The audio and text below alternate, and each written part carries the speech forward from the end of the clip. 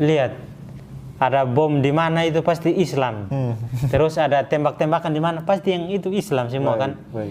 Jadi pokoknya kalau agama Islam di mana kalau udah tembak-tembakan, teroris Islam kurang ajar ini. Assalamualaikum warahmatullahi wabarakatuh. Jumpa kembali bersama kami Insan Mualaf. Jangan lupa like dan subscribe channel kami agar selalu menghadirkan video-video terbaru tentang mualaf. Jadi perkenalkan, nama sebelum saya masuk Islam, nama saya adalah Vincent Rudi Nubatunis. Setelah saya memeluk agama Islam, saya diberi nama Vincent Abdurrahman Nubatunis. Kemudian saya orang ke-6 dari 8 bersaudara. Dan cuman di keluarga kami hanya saya sendiri yang memeluk agama Islam. Keluarga saya semua masih Kristen dan sampai saat ini pun mereka masih membenci dengan agama Islam. Namun alhamdulillah di tahun 2019, akhir 2018 itu saya mendapatkan hidayah oleh Allah Subhanahu Wa Taala. Dan akhirnya setelah saya mengetahui agama Islam lebih dalam, akhirnya saya memutuskan untuk berhijrah ke Jakarta. Kalau kegiatan saya di sana, waktu itu kan saya masih di kampung yang masih agama Kristen ya. Kalau masih agama Kristen itu saya masih sekolah, masih SMA. Itu saya masih bantu orang tua. Kalau pulang sekolah, biasanya kadang-kadang suka ke kebun, kan orang tuanya ke kebun terus cangkul tanah terus tanam sayur gitu. Jadi saya kadang-kadang suka bantu. Kadang-kadang juga saya malas main sama teman, gitu, main bola atau. Jadi saya termasuk anak yang bandel juga, Bang. Oh gitu. Iya, jadi saya kalau kadang-kadang kalau lagi malas, itu orang tua suruh saya kerja atau ini, saya bandel lah. Bandel, oke. Iya, termasuk paling bandel. Dan orang tua saya itu menganggap saya itu aneh gimana? Anak yang bandel terus nggak bisa kerja terus cuman bermain aja. Nah, jadi setelah beberapa tahun teman saya yang baru pindah dari Sulawesi itu pindah kontrakan dekat sebelahan rumah saya. Dia itu agama Islam. Dia seumuran dengan saya, cuman beda 2 tahun. Waktu itu saya umur 20 tahun, dia umurnya 22 tahun. Saya kan masih sekolah SMA kelas 3. Jadi saya pertama kali kenal dia itu waktu kami main bola kaki. Main bola kaki di lapangan. Jadi terus pas kami selesai bermain, kan pada haus semua kan pada haus. Terus nggak ada uang buat beli aqua. Kan kami perjalanan dari rumah ke lapangan kan lumayan jauh, Bang. Jadi waktu itu haus semua kan. Terus cuman dia sendiri yang punya duit buat beli aqua, terus beli minuman sama jajan-jajan. Nah dari situ dia keluarin uang terus buat beli minuman ya buat kami kebersamaan. Terus saya berpikir, wah ini orang baru ini dari mana nih, kok dia termasuk baik juga orangnya. Kalau saya lihat orang seperti ini pasti saya senang berteman sama dia.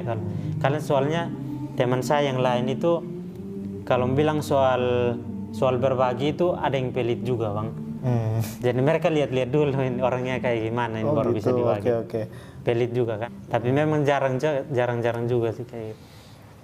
Kalau pas lagi nggak punya tinggal sedikit aja pasti mereka pelit-pelit. Karena memang mungkin siklus di sana tuh agak sulit ya. Iya, kondisi ekonominya, keuangannya susah, Bang, kalau cari di sana. Nah dari situ setelah pulang dari pertandingan bola, saya diajak sama dia kan. Saya dalam perjalanan itu kan kami ngobrol-ngobrol. Terus saya tanya dari mana, terus katanya dari Sulawesi. Terus saya awalnya belum tahu kalau dia agama Islam kan, Bang. Namanya belum tahu. Terus setiap hari kami bermain bola kaki, pulang ngobrol-ngobrol. Setiap hari kayak gitu terus diajak ke rumahnya. diajak ke rumahnya, terus kok saya lihat di situ ada Al-Quran. Terus sering-sering juga saya ketika pulang sekolah jumpa dia naik motor terus pakai peci habis pulang sholat dia. Terus saya lihat, oh dia agama Islam. Dia agama Islam berarti saya nggak boleh terlalu dekat sama dia. Oh, dulu punya pandangan seperti itu? Iya, kami di sana pandangannya itu kayak gitu Bang. Kalau dia agama Islam berarti sebatas teman aja, tapi nggak boleh terlalu dekat. Karena nanti terpengaruh sama dia kemudian jadi teroris. Jadi ajaran orang tua saya itu seperti itu Bang. Bilang agama Islam itu agama yang mengajarkan bunuh-bunuhan. Contohnya itu kan saya pernah dengar cerita dari keluarga saya, termasuk sama orang tua saya juga, bahwa dulu itu di Arab sama di mana itu terjadi peperangan. Jadi itu terjadi bunuh-bunuhan, anak kecil dibunuh terus begini-begini. Itu semua agama Islam. Di sana itu agama Kristen, nggak ada yang bilang bunuh-bunuh. Di situ cuma Islam semua katanya gitu kan.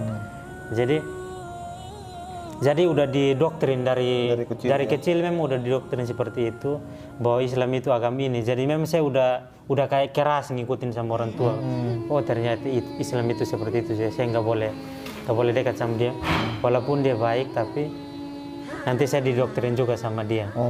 Jadi dari situ saya cuman sebentar ngobrol terus saya balik, nggak terlalu ini. Tapi lama kelamaan kan dia panggil saya terus kami ngobrol. Kami awalnya itu debat tentang agama Bang. Oh debat, Iya kami debat. Jadi pertama kali debat itu tentang ketuhanan Yesus. Nah di sini dia mengatakan bilang, kamu percaya Yesus itu Tuhan atau bukan? Terus kata saya, ya percayalah Yesus itu Tuhan, masa bukan sih? Terus kamu percaya Yesus itu Tuhan atau bukan? Kata dia, enggak lah, aku nggak percaya Yesus Tuhan. Terus dia bilang, tapi dia itu orangnya cerdas Bang. Oh cerdas, Dia menggunakan logika biar kita itu cepat memahami perkataan dia. Kata dia gini, kalau misalkan Yesus itu Tuhan, apa yang membuat dia itu diangkat menjadi Tuhan? Baik. Terus kata saya, dia bisa menghidupkan orang mati, dia bisa menyembuhkan orang buta, terus dia bisa memberi makan 5.000 orang, terus dia disalib dan dia bangkit di hari ketiga dan naik ke surga gitu. Terus oh itu ternyata itu penyebab dia diangkat menjadi Tuhan gitu. Terus kata dia, ada di Alkitab itu ada yang lebih canggih daripada Yesus yang menghidupkan orang mati. Kalau Yesus menghidupkan orang mati, orangnya ada, terus mayatnya hidup. Kalau ini Nabi Elias, kalau di dalam Alkitab itu ada namanya Nabi Elias. Itu dia menghidupkan orang mati. Nabi Eliasnya udah mati, tinggal tulangnya doang. Tetapi tulangnya disentuhkan sama si mayat, mayatnya hidup. Lebih canggih mana, Yesus atau si Elias? Kenapa Elias ini nggak disebut sebagai Tuhan? Padahal mau kita lihat itu lebih canggihnya Nabi Elias. Orangnya udah nggak ada, cuman tulangnya aja kan, disentuh aja mayatnya hidup. Nah kenapa dia nggak disebut sebagai Tuhan? Terus dia bilang, kan dia bisa menghidupkan orang buta. Terus kata dia, ada lagi yang bisa menghidupkan orang buta. Terus nah dari situ kemudian saya kan marah kan, wah kok dia bandingkan ini Tuhan saya sama yang lain gitu. Saya kan wah ini kayak kesal gitu. Pokoknya saya nggak boleh Tuhan saya dihina-hina atau diejek-ejek lah. Atau dibanding-bandingkan. Ya dibanding-bandingkan. Pokoknya Tuhan saya itu paling kuat lah. Jadi terus kata dia gini, kalau seandainya Tuhan itu bisa mati nggak? Dia kan tanya ke saya, Tuhan itu bisa mati nggak? Terus saya bilang, ya Tuhan itu bisa mati terus hidup kembali. Terus saya kan bilang Tuhan itu mati terus hidup kembali. Kan Yesus, sesuai dengan Yesus kan. Terus kata dia gini, masa Tuhan itu mati sih? Tuhan yang sebenarnya itu dia tidak akan pernah mati. Dia itu abadi. Dia kalau mati terus siapa yang mengurus ini langit bumi? Terus semua makhluk hidup yang ada di dunia ini siapa yang mengurus? Bahkan kalau makhluk hidup di dunia ini kalau tidak dikasih makan sehari atau sejam atau bahkan sedetik pun pasti akan musnah semua, pasti mati. Sedangkan Tuhan mati berapa hari? 3 hari. Siapa yang pelihara bumi ini? 3 hari. Iya kan? Tuhan kan mati 3 hari. Terus berarti tidak ada yang memelihara bumi ini dong. Kok bisa Tuhan mati terus nggak ada yang memelihara bumi ini, kita hidup semua. Nah dari situ kan saya kayak bilang begini, ini udah mulai kurang ajar kayaknya gitu. Udah mulai kurang ajar. Kok bisa bilang kayak gitu? Tapi saya menahan emosi karena dia ini jawabannya logis mungkin. Enggak, bukan. Karena dia ini pertama dia cara menerima tamu itu sopan santun. Masya Allah. Yang pertama dia suruh masuk ke dalam. Terus dia buatan kopi, buatin teh, terus dia kan jualan warung bang. Jadi di situ ada roti, ada biskuit, ada makanan ringan semuanya. Terus dia dijamu semuanya sama Masya Allah. ini makan gini. Jadi saya kayak tersentuh, iya orangnya baik kali ini. Saya kayak menghargai banget sama dia kan. Walaupun dia itu tamu yang baru datang di kampung saya, tapi dengan cara dia seperti ini ke saya, akhirnya saya itu menghormati dia. Masya Allah. Meskipun dia buat saya kesal, tapi saya sabar aja tahan karena itu bang, akhlaknya itu. Masya Allah. Dalam hati saya ini sedikit kesal sih, tapi saya menyembunyikan rasa kekesalan saya itu dengan senyuman palsu bang. Saya senyum aja gitu. Tapi saya dalam hati bilang, ini besok saya harus debat sama dia harus kalah ini. Biar saya masukin dia ke dalam agama Kristen. Masya Allah. Niat saya gitu bang. Saya debat sama dia biar dia masuk ke agama Kristen. Jadi setelah saya pulang sekolah, saya debat lagi sama orang tua saya kan. Tuhan bisa mati nggak sih? Saya sengaja debat sama orang tua saya biar saya dapat jawabannya biar saya sampaikan kepada dia. Jadi saya tanya sama orang tua saya makin bingung, dia nggak paham masa Tuhan mati. Tuhan nggak bisa mati juga. Lah Yesus kok mati? Kenapa mama bilang Tuhan nggak bisa mati? Kan di sini saya tambah bingung. Mama saya bilang Tuhan nggak bisa mati, terus Yesus kan sebagai Tuhan yang kita sembah kok mati? Nah dari situ saya mulai kayak gimana ya, mau cari jawaban di mana ya biar saya bisa debat sama dia. Namun setelah saya hari berjalan terus, ketika saya pulang sekolah, saya ke rumah dia. Pokoknya seperti itu bang. Dia dijamu saya terus begini-gini. Oh itu setiap hari apa? Iya setiap hari. Setiap hari saya pulang sekolah, pokoknya mampir ke rumah dia. Dia ke sholat dulu. Kan kalau dari rumah dia itu ke masjidnya jauh bang, harus naik angkut dulu. Tapi waktu itu dia punya motor, dikasih sama masjid juga. Jadi setelah dia pulang sholat, kami debat terus. Kami pernah bang debat dari sore sampai subuh, sampai pagi kami debat aja terus. Masya Allah. Itu kami debat sampai aku ngalah bang, gara-gara debat sama dia. Yang pertama kami debat soal ketuhanan Yesus, aku udah kalah bang. Soalnya dari jawaban dia itu masuk ke logika, masuk akal semua. Iya masuk akal semua, dan saya pun ya menerima. Kemudian masuk lagi ke Alkitab ini, dia mulai membeda Alkitab saya. Yang pertama kata dia itu, kamu percaya nggak Alkitab itu apakah kitab suci atau kitab yang telah diubah-ubah oleh tangan manusia? Kata saya kitab suci lah, masa itu ini tulis tangan manusia sih? Kan selama ini bang, kalau saya ke gereja itu dibacakan ayat-ayat yang tidak, yang itu aja, yang selalu saya dengar itu yang baik-baik saja kan bang. Belum pernah saya dengar ayat yang kayak menyinggung ayat porno atau ayat-ayat yang lebih dalam lagi gitu. Iya, pokoknya ayat-ayat porno itu belum pernah saya dengar di telinga saya bang. Kemudian dia udah menulis ayat itu di kertas. Kemudian dia tanya sama saya, kamu percaya nggak Alkitab ini kitab suci, tidak ada campur tangan manusia di dalamnya? Percaya nggak? Saya percayalah, ini kitab suci, masa ada manusia tulis tangan gitu. Ini benar-benar dari Tuhan, kata saya gitu kan. Terus dia bilang, kalau dari Tuhan berarti ayat ini tidak terjadi kesalahan. Yang pertama, harus suci. Yang kedua, tidak ada perselisihan. Yang ketiga, harus Sesuai. bersih dari kesalahan, tidak ada perselisihan, dan tidak ada ayat-ayat porno. Baik. Kata saya iyalah. Terus dia bilang, ayo kita taruhan. Saya berani karena selama saya kecil sampai saya umur 20 tahun itu, saya belum pernah Dijelaskan ayat. membaca Alkitab sedalam itu, Bang. Baik. Cuma sekedar baca-baca aja kan. Terus yang pertama dibukanya itu ayat-ayat porno, Bang. Ayat-ayat yang kayak menyinggung ayat porno. Yang itu saya lupa ayatnya, tapi katanya gini, buah dadamu seperti gugusan anggur, sepertinya saya ingin membajak buah dadamu. Itu kayak gimana ya?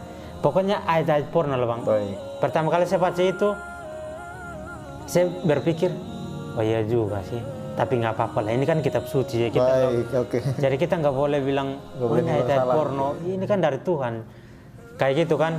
Jadi saya berpikir, nggak mungkin, biasa aja sih ini kan, walaupun seperti itu, tapi ini kitab suci. Saya masih berpegang teguh bahwa ini kitab suci, Bang. Terus yang kedua, kata dia itu gini, kalau kitab suci, kalau kamu masih meragukan, kalau kitab suci tidak boleh ada perselisihan di antara ayat ini dan ayat ini. Betul. Oke, saya setuju. Oke. Dikasihnya ayat ini, Bang. Di dalam ayat ini mengatakan bahwa terjadi, misalkan nih, terjadi peperangan dan raja ini membunuh 800 orang. Terus mereka menang. Oke. Terus di ayat lain menceritakan kisah ini juga. Tetapi yang terbunuhnya bukan 800 orang lagi. Yang terbunuhnya 3.000 orang. Bang. Oke. Di situ kan udah berbeda, Bang. Terus tapi kisahnya sama, rajanya sama, terus anaknya sama, panglimanya pun sama kan. Baik. Tapi yang di situ yang terbunuhnya satunya 800, yang satunya 3.000. Kok beda sih? Akhirnya saya bilang, lah ini gimana? Tapi bukan cuma satu doang yang ditunjukin sama dia, Bang. Banyak kali. Itu sampai saya malas baca, saya sampai udah bosan. Tapi saya bilang, aduh Alkitab kok kayak gini. Baik. Saya juga pusing sendiri, Bang. Akhirnya dari situ, tetapi saya belum berani untuk masuk Islam, Bang. Saya juga belum berani untuk bilang ke orang tua bahwa Alkitab itu ada ayat porno, ayat ini begini-begini. Karena saya sendiri masih takut, Bang.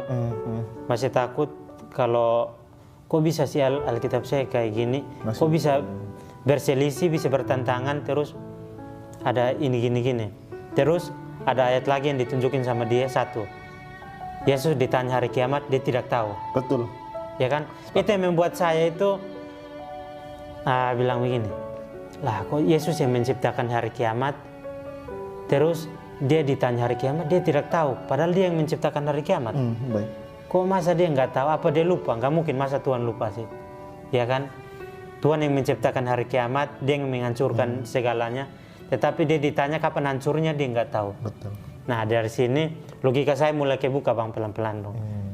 Bilang ya Tuhan yang sesungguhnya itu dia tidak akan pernah mati, dan dia itu tidak kelihatan,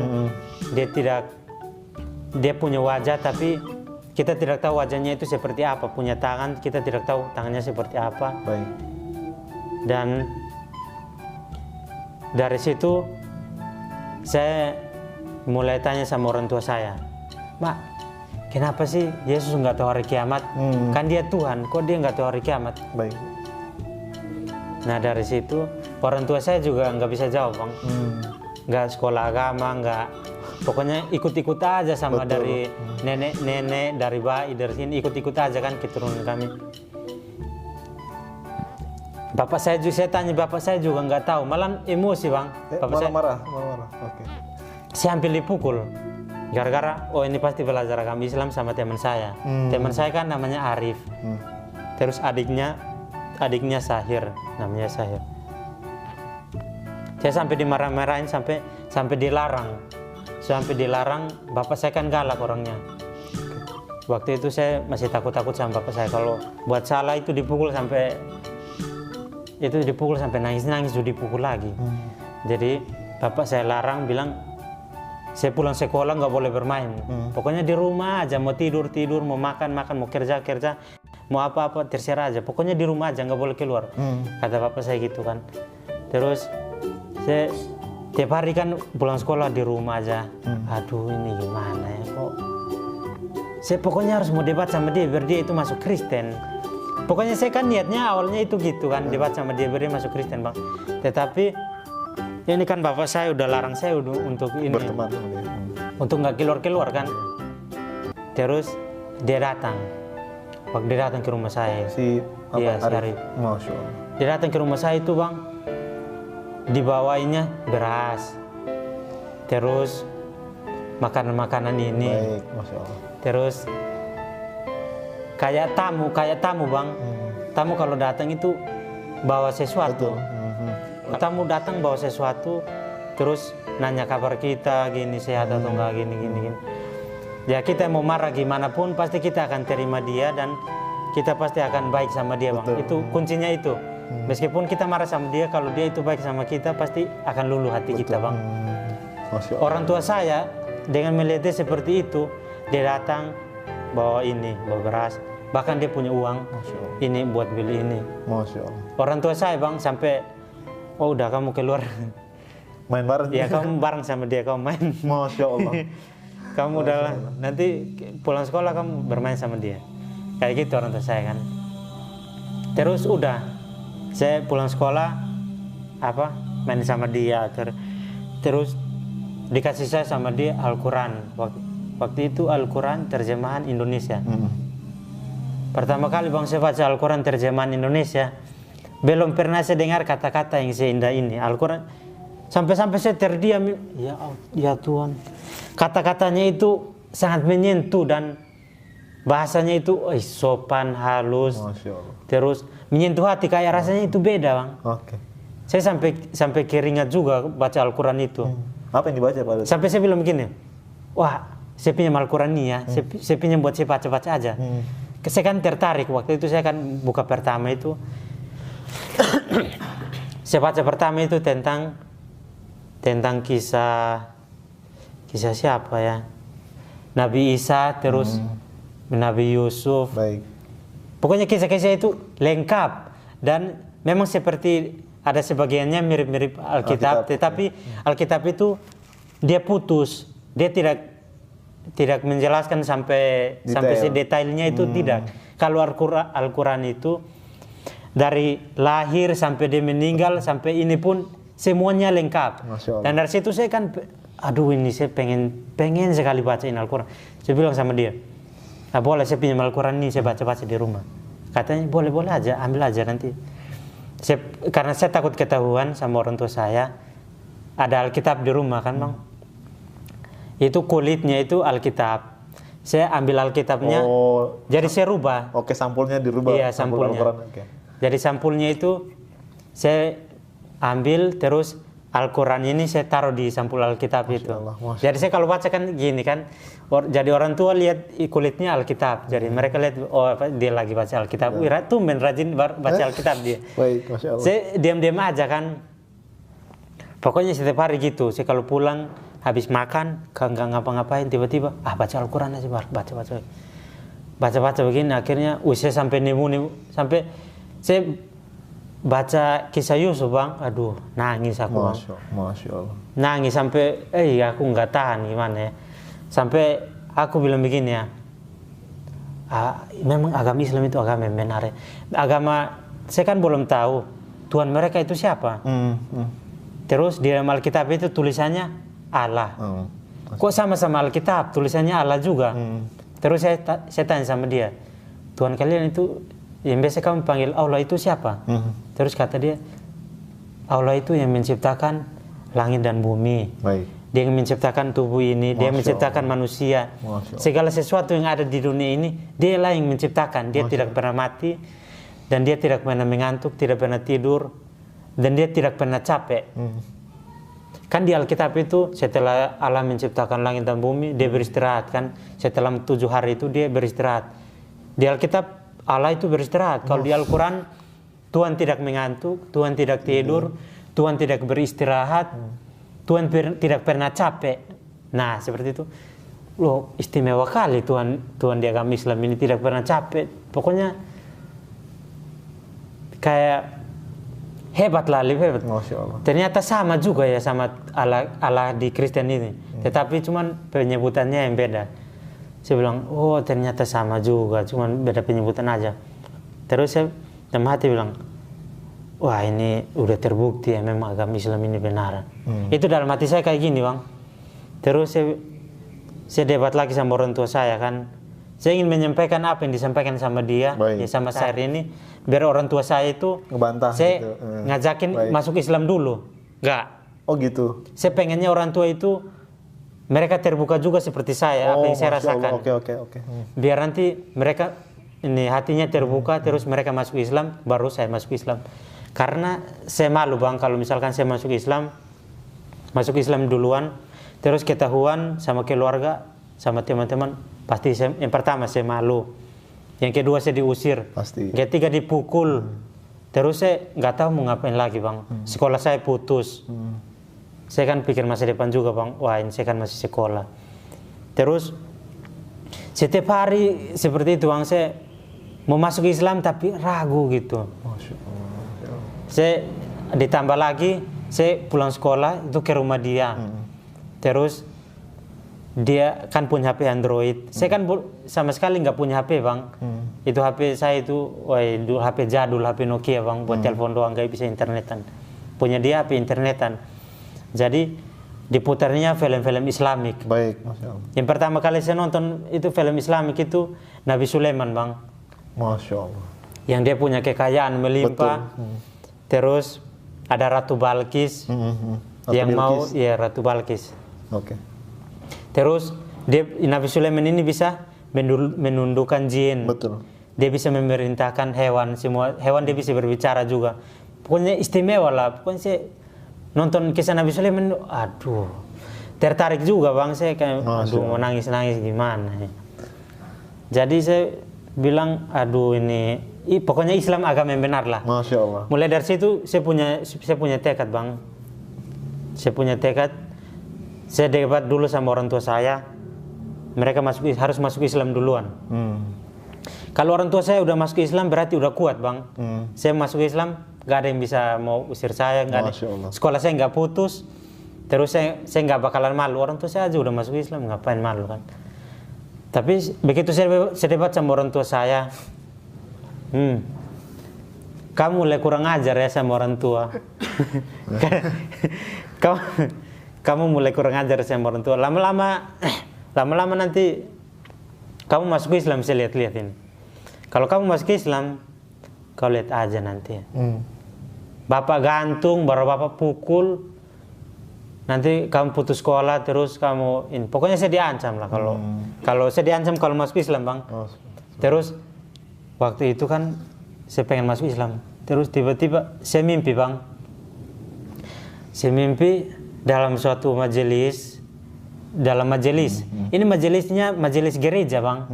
Majelis gereja? Iya, majelisnya gereja, ada pendeta. Terus kami nyanyi bilang lagu Tuhan Yesus. Nabi Yesus bilang pokoknya lagu-lagu Kristiani lah. Pokoknya kayak gereja-gereja gitu. Tapi di rumah saya, gitu. Tiba-tiba ada seseorang memakai baju putih, pakai sorban. Kayak ini pakai sorban gini yang besar di kepala bang. Masya Allah, iya. Baju putih. Terus pokoknya dia ketika ini pendeta membacakan ayat Alkitab yang memakai sorban ini cuman menatapnya ke saya aja. Dia lihat-lihat saya begini terus tersenyum kayak gini. Bilang, ngapain kamu tunggu? Ayo cepat keluar. Ayo pindah. Dia ajak saya buat pindah gitu, cepat keluar kan. Terus saya langsung panik kan, sampai saya ini mau keluar kemana, mau pindah kemana. Saya akan itu ada malaikat yang mau datang mau cabut nyawa saya kan. Saya langsung panik, langsung sadar dari mimpi. Saya sampai keringat bang. Besoknya itu saya sampai nggak sekolah kan. Pagi-paginya itu saya langsung ke langsung ke kiosnya dia, teman saya. Dia kan masih sholat subuh, belum pulang sholat subuh. Saya tunggu aja di situ. Subuh antum ke rumah itu? Iya, subuh. Itu masih jam 4 saya ini ke rumah dia. Saya langsung ke rumah dia, terus Saya langsung tanya, saya cerita ke dia, begini ada orang pakai sorban terus begini. Terus kata dia begini, Masya Allah, itu antum mendapat hidayah itu. Itu lagi sholat. Jadi saya tungguin aja. Saya tungguin gini, setelah mereka pulang sholat, langsung saya cerita mimpi ini. Kata saya begini, tadi saya mimpi begini, bla bla bla. Terus kata dia, Masya Allah, antum mau dapat hidayah ini. Kata dia langsung spontan kayak gitu kan. Belum, Masya Allah, antum mau dapat hidayah ini. Kata saya bilang, hidayah? Apa tuh hidayah? Terus dia bilang, ini pertanda nanti antum pasti, ini pertanda dari Allah, ini nanti antum pasti masuk Islam kayak gitu. Ini kata dia, ini pertanda dari Allah. Terus saya langsung tiba-tiba begini, saya masuk Islam sekarang boleh nggak? Saya langsung bilang begitu kan. Saya masuk Islam sekarang bisa nggak? Terus kata dia juga takut kan. Begini, aduh, ya boleh-boleh aja, tapi nanti kalau orang tua antum tahu gimana? Gak apa-apa, saya sembunyi dulu. Saya sembunyi dulu. Masya Allah. Sudah, saat itu langsung saya syahadat sama dia. Saya berdua langsung, aja itu? Iya, saya langsung berdua aja. Baik, itu dia senang kali bang. Ternyata tujuan saya ingin memasukkan dia ke agama Kristen. Ternyata kebalik, saya yang dimasukkan ke agama Islam bang. Masya Allah. Jadi saya nggak habis pikir, waduh saya masuk Islam. Saya sampai waktu itu yang setelah syarat masuk Islam, badan saya itu kayak berubah bang. Kayak rasa auranya itu kayak berbeda. Saya gemetaran, terus saya rasa takut, di antara rasa takut dan rasa senang. Jadi setelah itu, saya nggak sekolah, padahal sekolah juga. Saya nggak pulang ke rumah, saya langsung ngobrol-ngobrol terus sama dia, terus pokoknya saya duduk baca Al-Quran, terus kayak ngobrol santai-santai gitu. Terus saya bilang, nanti kalau orang tua saya tahu gimana ini? Nanti kan sekarang orang tua saya itu masih Kristen. Nanti kalau misalkan saya mati, nanti kuburnya itu, kalau saya dikuburkan itu dengan tata cara agama Kristen atau agama Islam, sedangkan orang tua saya belum tahu.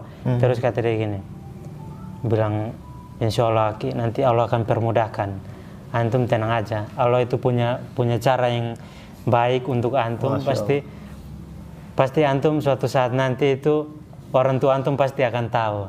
Antum mau sembunyi, mau sampai dimanapun, orang tua antum pasti akan tahu. Dan antum gak usah takut, karena ketika suatu saat nanti orang tua antum tahu antum masuk Islam, antum gak usah takut, ada Allah bersama antum. Masya Allah. Jadi dia bilang kayak gitu, hati saya, iman saya itu makin lebih kuat. Ada Allah, nggak usah takut, ada Allah. Jadi mulai saya udah masuk Islam kan. Terus dia kasih tahu wajib sholat 5 waktu. Terus nggak boleh makan daging babi, nggak boleh makan daging anjing. Pandang wanita yang bukan mahram haram hukumnya, nggak boleh lihat. Pokoknya kalau lihat wanita, pandangan pertama, astagfirullah. Dia langsung saya diajarin berzikir, astagfirullahaladzim. Langsung diajarin sama dia. Terus pokoknya zikir-zikir yang ini biasa. Terus pokoknya diajarin kalau lihat cewek itu langsung nunduk gini. Saya sejalan sama, lihat ada bom di mana itu pasti Islam. Terus ada tembak-tembakan di mana pasti yang itu Islam semua kan. Jadi pokoknya kalau agama Islam di mana kalau udah tembak-tembakan, teroris Islam kurang ajar ini. Jadi mereka merusak ini, membunuh sembarang, gak kasihan yang anak kecil atau ini. Jadi saya pulang ke rumah, udah jam 10, saya pulang ke rumah. Saya kan udah agama Islam. Jadi saya ingat kata teman saya, si Arif ini. Gak boleh makan daging babi, gak boleh makan daging anjing. Yang mahram, gak boleh lihat. Terus kan itu biasa tuh, rumah saya itu kan ada tetangga sebelahan, ada cewek juga. Sering-sering main ke rumah, terus pokoknya nonton TV. Kami kan punya TV, jadi kadang-kadang main ke rumah nonton TV. Jadi itu kan bukan mahram. Jadi saya kalau lihat cewek yang bukan mahram, ingat kata teman saya itu, aduh ini gimana ini, dosa. Pokoknya saya nonton TV tapi sama sekali nggak mandang dia gitu. Nah dari situ saya terus menjaga terus, saya rasa berat. Saya bilang, aduh, saya bilang ke teman saya waktu sholatnya itu juga bang, saya jarang-jarang sholat juga bang, karena waktu pas azan sholat, saya kan di rumah nih, ada orang tua saya suruh saya kerja, bilang begini, Vincent kau timba dulu, kau masak begini gini. Kan teman saya Arif ini bilang, kau nggak boleh melawan sama orang tua bilang apa kau harus nurut gitu. Baik. Apalagi ibu, pokoknya kau nggak boleh membantah sama ibu, ayah sama ibu kau nggak boleh membantah. Jadi saya bilang, saya harus nurut. Padahal awal-awalnya dulu saya bandel kan bang, saya bandelnya minta ampun. Abdurrahman, saya kan namanya Vincent, Vincent timbar dulu. Apa sih mama suruh-suruh, malas. Gitu kan. Baik. Setelah saya masuk Islam, disuruh sama mama, Vincent timbar dulu, 1 ember dulu timbar. Oh iya mak, iya. Saya timbar bukan 1 ember. Yang ember semua di situ ada berapa? 14 ember. Saya timbahin sampai penuh. Masya Allah. Terus saya bahkan udah penuh, yang masih kosong-kosong di periuk atau di ember apa. Saya pokoknya timbal lagi, kayak semangat gitu, semangat. Saya semangatnya karena udah Islam, terus hatinya saya itu kayak tenang, adem gitu. Apalagi selesai sholat, pas selesai sholat itu saya dipanggil sama Ustadz. Masya Allah, antum dapat hidayah, Masya Allah. Memang ini udah jalan terbaik buat antum. Allah itu pengen antum masuk ke dalam surga. Coba kalau antum di agama Kristen, dia dalam Al-Quran mengatakan bahwa agama selain Islam tidak akan pernah menyentuh bau surga. Tidak akan pernah menyentuh surga. Bahkan mencium bau surga pun tidak akan pernah. Jadi antum bersyukur dipilih untuk masuk ke agama Islam untuk masuk ke dalam surga gitu. Jadi sini saya kayak merasa bangga. Saya bisa masuk surga. Orang tua saya, masih Kristen nggak akan bisa masuk surga. Jadi saya bilang, saya kan udah banggain masuk surga. Terus saya pengen orang tua saya masuk surga. Saya debat sama orang tua saya. Sebenarnya Yesus itu bukan Tuhan. Saya kan langsung spontan gitu kan. Yesus bukan Tuhan. Yesus itu manusia biasa, mak. Kalau Yesus Tuhan itu, kenapa dia nggak tahu hari kiamat gini? Terus mama saya kan langsung bingung kan. Wah ini suka apa lagi nih anak? Kayaknya si Arif ini. Arif ini yang pengaruh dia bilang, kamu udah masuk Islam. Mama saya langsung spontan tanya begitu. Kamu udah masuk Islam? Saya dalam hati langsung keringat kan. Aduh ini kalau mau bohong dosa. Kata teman saya nggak boleh bohong, jujur, selalu jujur sama orang tua. Ini orang tua nanya kayak gini, pertanyaannya ini kita mau jawabnya kayak gimana ini? Udah masuk Islam atau belum? Baik. Saya kan masih takut tuh, belum. Ngapain? Belum masuk Islam, belum. Masih jawab belum? Ya, masih belum. Karena saya masih takut bang, karena waktu itu saya masih sekolah. Kalau masuk Islam pasti putus sekolah, terus diusir juga, dipukul juga. Pokoknya ngeri lah bang, bapak saya itu jahat kali. Jadi saya bilang belum. Tapi saya setiap hari itu saya ke mama saya, pokoknya saya fokus aja di mama saya dulu. Karena mama saya itu kan nggak terlalu galak kan. Pokoknya dia itu marah tapi sebatas marah. Kalau bapak saya marah itu langsung ditapuk, dipukul. Kalau mama saya itu sebatas marah. Jadi saya berani memberanikan diri untuk kayak debat-debat tentang agama, banding-bandingan agama gitu. Islam begini-begini. Saya mencoba untuk menjelaskan bahwa Islam itu mah bukan teroris. Islam itu agama yang baik, agama mengajak kepada kebaikan. Pokoknya saya berdakwah tentang agama Islam. Tapi mama saya itu kayak cuek-cuek aja, gitu kan. Terus saya sholat, pokoknya setiap hari seperti itu. Saya sholat, kadang-kadang bolong juga bang, karena itu ya biasalah. Baik. Jadi karena iman saya udah yakin Islam ini, pokoknya apapun yang terjadi, saya nggak akan keluar dari agama Islam ini. Iman saya udah kuat, ditambah lagi dengan saran dari ustadz bilang, alhamdulillah gini. Terus saya dibawa ke kajian-kajian. Kan di sana itu kok sering diadain kajian-kajian juga bang. Kajian ke luar sana. Baik. Itu saya dibawa untuk mendengarkan tentang kajian Islam. Itu iman saya tambah kuat lagi, serius saya nggak salah masuk Islam, saya nggak, coba dari lahir saya masuk Islam. Masya Allah. Saya bilang kayak gitu, coba dari lahir kayak kenapa?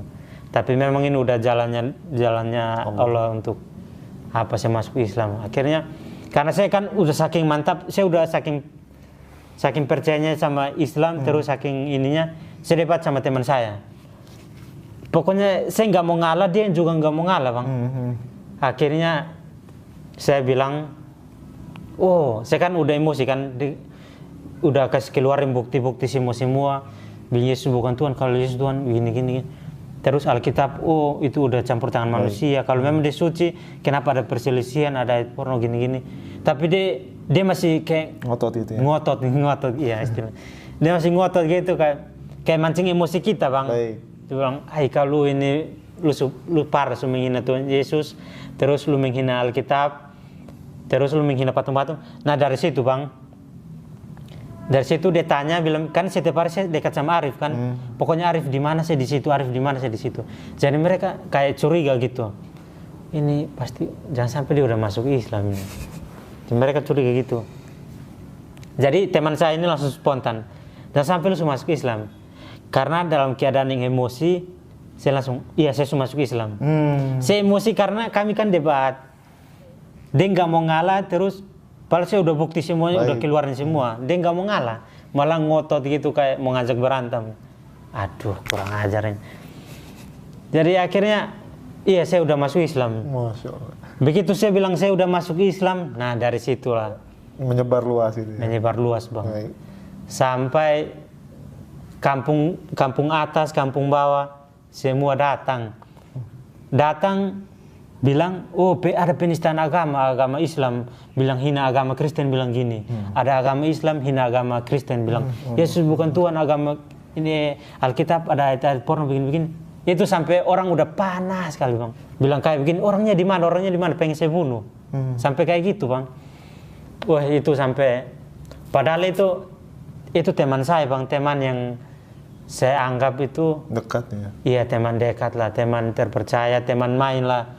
Pokoknya kalau makan bersama, tidur bersama. Tapi kok bisa jalannya udah sampai segini, sampai polisi, sampai tentara datang, kami dikumpul satu RT, Bang. Itu dikumpulin semua keluarga, bilang, oh ini si Vincent ini ikut si Arif, akhirnya dia masuk Islam. Sampai teman saya ini hampir dia dibunuh. Hampir dia dibunuh karena penyebab dia saya masuk Islam. Tapi saya ngotot bilang saya masuk Islam bukan karena dia, saya masuk Islam kemauan sendiri, dan dia tidak tahu apa-apa tentang keislaman saya. Nah dari situ saya ngotot seperti itu, akhirnya dia selamat. Mereka nggak berani sentuh dia karena saya kemauan sendiri. Coba misalkan saya bilang iya saya masuk Islam karena saya belajar Islam sama dia atau gini, teman saya bisa kena dia. Tapi saya berusaha untuk menghindar biar dia bisa kena amukan massa gitu. Dan karena saya bilang udah masuk Islam, akhirnya langsung dia kasih tahu ke teman-teman saya, teman-temannya lain sampai keluarganya udah, oh Vincent udah masuk Islam. Terus dia bilang Yesus bukan Tuhan, Alkitab itu ada ayat porno, terus Alkitab ini tulis tangan manusia bukan kitab suci. Terus kita menyembah patung, kata Vincent gitu. Vincent udah masuk Islam, dia bilang begitu. Aduh, panggil dia. Mulai dari situ, Bang, saya dipanggil ya, Pak RT. Bukan cuma satu orang yang tahu, sampai kampung atas, kampung bawah tahu semua datang. Sampai saya dipukulin, Bang. Aduh, itu gimana? Saya dikeroyok. Iya, dikeroyok. Dikeroyok gara-gara saya menghina Alkitab sama menghina Alkitab sama menghina Tuhan mereka, agama Kristen itu. Aduh. Jadi juga, Bang. Jadi saya dipukul sampai berdarah, Bang. Sampai benjol, ini ada bekas di sini. Dipukul terus karena saya udah dipukul kan, udah dikeroyok massa, terus keluarga saya datang membela saya, bilang, oh jangan nanti kita bicarakannya dengan baik-baik. Nanti kita bicarakannya dengan baik-baik. Ada yang udah mau bunuh, bilang bunuh aja. Ini udah menghina Tuhan kita, udah gini. Tapi untung ada Pak RT cepat-cepat melapor ke polisi. Dia melapor ke polisi biar saya diamankan oleh polisi aja. Jangan sampai masyarakat ini mereka turun tangan. Karena di situ ada preman juga, Bang. Ada yang nakal-nakal juga. Mereka, kalau saya dilepas dari polisi, memang itu saya nggak tahu gimana, udah mati syahid lah. Mati syahid. Kalau saya yang waktu saya dipukul itu saya ingat kata teman saya, ketika suatu saat nanti kamu ketahuan sama orang-orang, tenang, ada Allah. Kata dia gitu kan. Saya pintas di kepala saya bilang, oh tenang ada Allah, tenang ada Allah. Astagfirullahaladzim, kok saya takut sih, padahal ada Allah. Langsung saya diamankan sama polisi. Nah dari situ, kayak nggak dipukul lagi, kayak aman gitu. Terus polisi langsung bawa ke kantor polisi. Saya sampai masuk ke penjara, Bang. Masuk penjara untuk beberapa hari untuk diamankan oleh amukan warga. Karena kalau misalkan saya udah dipulangkan lagi, pasti saya dicari lagi. Dicari lagi, saya nggak akan dilepas. Dan setelah 4 hari saya di penjara, saya bilang ke untung Pak polisinya ini, yang komandannya ini agama Islam, Bang. Mumpung mujur-mujurnya saya dia agama Islam. Terus ada ini Pak polisi satu agama Kristen, mayoritasnya agama Kristen, tetapi komandannya agama Islam. Dan yang komandannya ini juga dia rajin sholat, terus pokoknya orangnya lembut, baik, terus pokoknya dia yang amankan saya di situ. Dan situ saya dikasih makan, kau tenang aja di sini, kau nggak akan diapa-apain. Sebelum saya datang bertemu sama komandan saya yang agama Islam ini, saya bertemu dulu sama istilahnya Pak polisi, tapi dia agama Kristen dia. Baik. Kau masalah apa? Penistaan agama. Kenapa? Penistaan agama kenapa? Saya bilang ini Alkitab itu bukan kitab suci. Pokoknya saya jujur, Alkitab itu bukan kitab suci, Yesus bukan Tuhan. Terus Alkitab ada ayat porno. Sampai saya dilempar pakai botol minum yang ini, Bang, yang plastik. Sampai saya dimaki, anjing babi. Anjing babi, kau udah belajar di mana? Baru masuk Islam 1-2 hari udah kayak tahu aja Kristen itu udah kayak gitu kan. Sampai ini polisinya udah marah-marah, udah sampai saya dilempar. Padahal orang tua saya di samping, bapak saya di sini, terus sama keluarga lah, dari bapak, dari tante, dari ini di samping-samping kan. Baik. Tapi saya dilempar, nggak tahu lagi. Terus ini pas saya dilempar gitu langsung dimaki, anjing babi gini. Langsung komandannya datang, agama Islam dia komandannya. Yang bilang kenapa? Ini menghina agama ini Kristen, bilang Islam Kristen menyembah patung, terus Alkitab bukan suci gini pokoknya bilang. Terus yang komandan ini bilang, ini bawa dia ke ruangan saya. Jadi saya diamankan di ruangan komandan ini. Begitu saya masuk ke ruangan saya, langsung ini komandan ini langsung lihat begini, kau masuk Islam dipaksa atau kemauan sendiri? Dipaksa. Bukan, saya masuk Islam kemauan sendiri. Baik. Bilang, kenapa kau bisa masuk Islam? Saya mulai cerita, bilang, saya masuk Islam karena ada teman saya namanya Arif. Dari situ kami debat. Akhirnya dengan bukti-bukti yang disampaikan sama si Arif, akhirnya saya mengakui bahwa agama Islam itu benar, dan akhirnya saya mendapat hidayah oleh Allah Subhanahu Wa Taala. Masya Allah, katanya, Masya Allah luar biasa. Kan saya cerita itu dari semua, dari yang saya ketemu si Arif sama terus bagaimana saya mendapat hidayah sama mimpi, perjalanan saya masuk Islam, saya cerita semua sampai komandan ini. Masya Allah, memang luar biasa. Memang ini udah jalannya Allah untuk kamu masuk Islam. Akhirnya langsung komandan bilang begini, aman. Kau di sini, kamu tidak akan diapa-apain. Saya juga Islam. Dan saya di sini, saya komandannya di sini. Kamu di sini tidak akan diapa-apain. Langsung dibilang gitu kan. Terus saya bilang, alhamdulillah. Terus langsung ingat saya bilang begini, oh ada Allah. Allah bersama kita. Iya, Allah bersama kita. Kan teman saya bilang begini, jangan takut, ada Allah. Jadi saya bilang, ini memang nggak, kok bisa kayak gini ya? Nggak masuk akal ya? Iya, nggak masuk akal. Pertolongan Allah ya, Masya Allah. Saya pintas itu, saya langsung kayak senang gitu kan. Iya. Saya langsung bilang, aduh alhamdulillah, saya diamankan. Padahal awalnya itu saya takut juga dibunuh kan. Karena ada yang bilang dibunuh, oh ini kita bunuh, ini kalau dilepas ini kita pasti bunuh dia. Jadi saya sampai saya duduk, saya diam aja, bilang, aduh astagfirullahaladzim. Ini bagaimana dengan keluarga saya ini kalau saya pulang, apakah mereka pasti menerima saya sebagai anak? Saya kan masih sekolah bang, belum tamat juga. Terus apakah nanti saya masih melanjutkan sekolah? Ini tinggal mau ujian ini. Ini bentar lagi mau ujian. Apakah saya nanti langsung diusir dari keluarga terus langsung putus sekolah atau apa? Terus begitu saya pulang, yang lebih menyebutkan lagi orang tua saya begini. Mereka sedih sama saya. Aduh, untung saja anak saya selamat gitu. Mereka bilang begini. Si Vincent selamat sini. Mereka kayak menangis juga gini, kasihan sama saya kan. Wah Vincent selamat, untung saja kau nggak dibunuh. Namanya sebagai orang tua ya, sebagai orang tua itu bagaimanapun anaknya itu tetaplah anak. Bandel-bandelnya anak atau dia mau masuk Islam atau apa, tetap dia itu anak saya. Jadi saya itu harus tetap mengayomi dia, sayang dia. Jadi saya dipulang itu, saya kiranya itu saya pulangnya pasti putus sekolah. Dalam pikiran saya itu pertama putus sekolah, yang kedua pindah rumah, ketiga diusir, nggak dianggap, anak nggak dianggap. Pokoknya kau pergi aja lah, nggak usah datang lagi karena kau udah masuk Islam.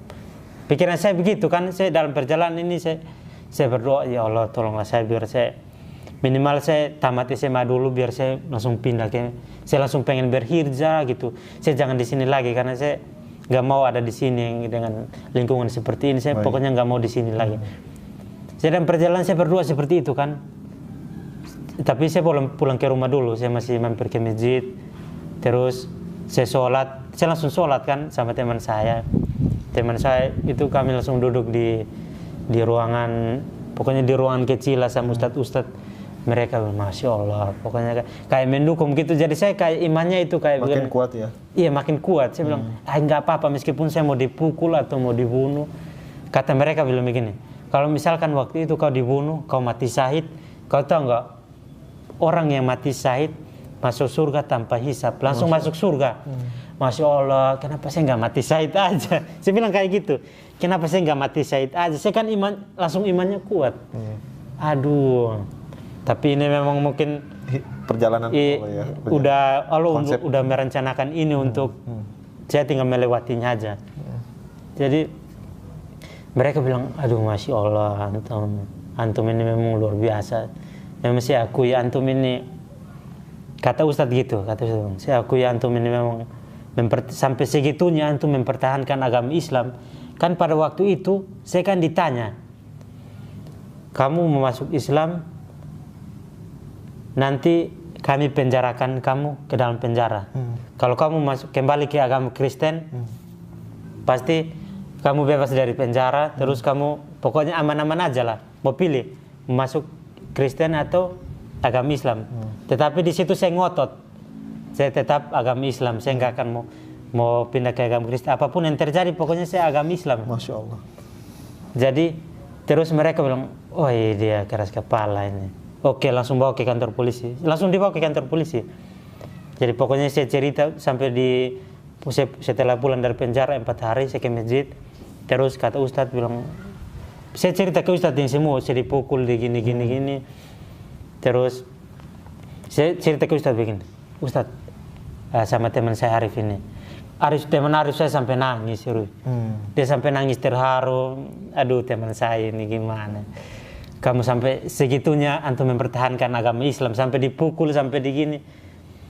Saya dalam hati bilang, tenang ada Allah, nggak usah takut. Kan antum bilang ada Allah, nggak usah. Jadi saya bilang begini, ini kalau saya pulang, saya diusir dari rumah, saya nanti mau tinggal di mana ini? Terus kata DKM masjid sama pokoknya, saya kan udah akrab di masjid itu kan, semenjak saya masuk Islam, saya sering-sering sholat di situ, ikut kajian terus ya. Jadi seolah-olah masjid ini udah kayak rumah saya. Iya, jadi udah kayak kenal banget semua sama jemaah-jemaah. Jadi mereka bilang, kalau soal itu apapun itu nggak usah takut. Kalau kamu diusir, kamu boleh tinggal di rumah saya, kata Ustadz gini, atau di rumah ini, atau di masjid. Di masjid juga kan ada ruangan yang kosong. Jadi nanti kamu tinggal aja di sini. Jadi saya lebih memilih untuk tinggal di masjid. Jadi waktu itu saya bilang begini, Ustadz, kalau misalkan saya diusir dari rumah, ya saya tinggal aja di masjid. Gak apa-apa kan Ustadz? Oh iya nggak apa-apa. Pokoknya kamu di sini aja. Waktu itu saya di masjid juga, saya sholatnya sembunyi-sembunyi. Saya nggak berani keluar bang. Kalau kalau ketahuan aja, aduh, masih panas-panasnya bang. Jadi sebegitu saya pulangnya juga malam-malam bang. Udah jam 12. Jadi begitu waktu langsung saya pulang ke rumah. Itu saya pulangnya jam 12 malam. Kalau nggak berani terang-terangan. Jadi saya pulangnya langsung. Itu mereka, orang tua saya itu cemas sekali anak saya di mana. Dalam hatinya itu orang tua saya itu kayak, aduh ini dia di mana lagi makan, udah makan belum, atau kayak cemas gitu orang tua saya. Jadi pokoknya mereka nggak tidur, udah jam 12 malam. Biasanya kalau di rumah saya itu jam 12 malam itu udah nggak, bahkan bunyi-bunyi aja nggak ada bang, udah tidur semua jam 12 malam. Tapi pada saat itu tumben-tumbenannya itu kumpul semua, ada tante saya, paman saya, bapak saya, mama saya, bahkan nenek saya pun juga ada. Masya Allah. Semua keluarga di situ yang biasa kayak saya ke rumahnya, main-main ke rumah. Itu pada jam 12 malam itu mereka semuanya kumpul di situ. Karena mereka saking cemasnya sama saya. Takutnya ini jangan sampai dia keluar dari penjara ini langsung dibunuh lagi dia. Kayak takutnya kan. Jadi mereka tunggu aja gitu. Begitu saya ketuk pintu, saya kan pas sampai begini di rumah, saya ketuk pintu begini, mereka langsung teriak bilang, itu Vincent buka pintu. Tahu aja mereka, mama langsung bilang begini, itu Vincent buka pintu. Begitu mama saya buka pintu begitu, saya langsung masuk begini, langsung dipeluk. Masya Allah. Saya langsung dipeluk sama mama, sama kakak adik semua dipeluk. Terus bilang, oh ini Vincent udah balik, kamu nggak apa-apa kan? Iya ma, nggak apa-apa. Terus bilang, aduh mama takut kamu dibunuh nak, soalnya kamu itu masih dicari sampai sekarang. Kalau kamu keluar itu bahaya, kamu nggak boleh keluar. Pokoknya kamu pindah sementara ini, kamu keluar kemana biar kamu itu aman, karena kamu lagi dicari sampai sekarang, masih dicari, kata mama saya gitu. Pokoknya mereka itu cemas banget. Saya itu kondisinya itu pokoknya harus jaga diri, nggak boleh ini. Saya dikasih uang, keluarga saya itu kumpul uang, ini buat makan kamu. Saya kiranya itu, saya dalam hati saya takut kan, begitu ketuk pintu, anak kurang ajar. Saya dalam hatinya gini, anak kurang ajar ini masuk Islam bikin masalah gitu kan. Tahu-taunya begitu saya masuk langsung dipeluk gini. Masya Allah. Langsung mereka khawatir sama saya gini. Akhirnya hati saya pun langsung tenang kan. Alhamdulillah senang kali. Langsung saya siap pakaian, mama saya siap pakaian, terus pakaian seragam, kan saya kan mau ujian lagi minggu depan. Bilang, oh ini seragam kamu, nanti kamu minggu depan ini ujian, kamu punya kenalan nggak? Oh mak, tenang aja mak, saya di masjid aja nanti. Terus kan saya ke sekolah, terus saya dikasih uang nggak tahu berapa, tapi banyak lah uangnya, buat makan, buat ini. Terus bilang saya siapin seragam, terus sama pakaiannya berapa aja. Terus langsung saya dipeluk, dicium, sampai saya didoain mama saya itu, nggak tahu didoain apa, tapi saya doain itu untuk dijaga, terus untuk ya dikasih kesehatan gini. Pokoknya saking cemasnya itu sampai mama saya itu nangis terseduh-seduh sampai takutnya sama saya. Jadi setelah itu, nah karena udah selesai kami ngobrol sampai jam 3 kan. Terus karena saya mau balik ke masjid ini, karena nanti bentar lagi mau subuh. Saya bilang nanti kami sholat subuhnya itu jam 5. Jadi saya mau balik dulu. Mama saya, pokoknya mereka terdiam aja gitu, kayak nggak sanggup gitu. Oh ya, anak saya bakalan pergi gitu. Terus udah saya langsung salam sama mama saya. Salam sama mama saya, sama bapak, tante, pokoknya sama adik-adik semuanya. Terus saya langsung pergi gitu. Pergi ke masjid. Nah, terus saya sampai masjid sama teman saya Arif gitu. Dinasihatin sama dia, antum nggak usah takut, antum